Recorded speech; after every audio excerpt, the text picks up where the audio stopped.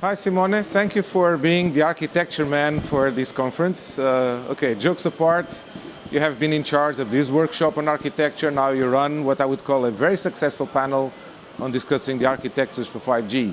So what are the main takeaways you would say that people should look for after the end of this conference? Thank you for inviting me to this conference.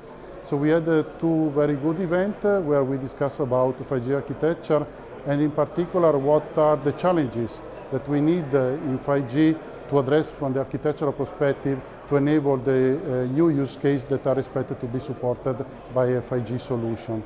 And in particular we have seen that we have discussed the key enablers for a 5G architecture, which are the implementation of network slicing, the support of heterogeneous network, the extension of connectivity to also support computation and the storage capabilities, so the possibility to deploy storage and the computation capability in the network, and the fact that the network needs to be programmable, but the programmability needs to be supported as a native implementation. So I'm sure you'll be seeing a lot of work in the architecture until we see an actual 5G phone in our pockets, right?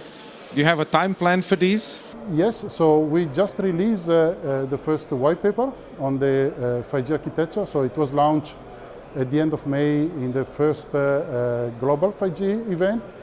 And there will be also an update after this UCNC conference.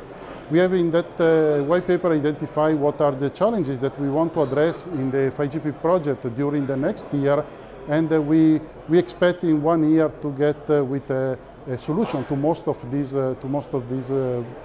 these problems. Also because standardization is already running fast, and we need to be ready to contribute to the standardization for the realization of a 5G system.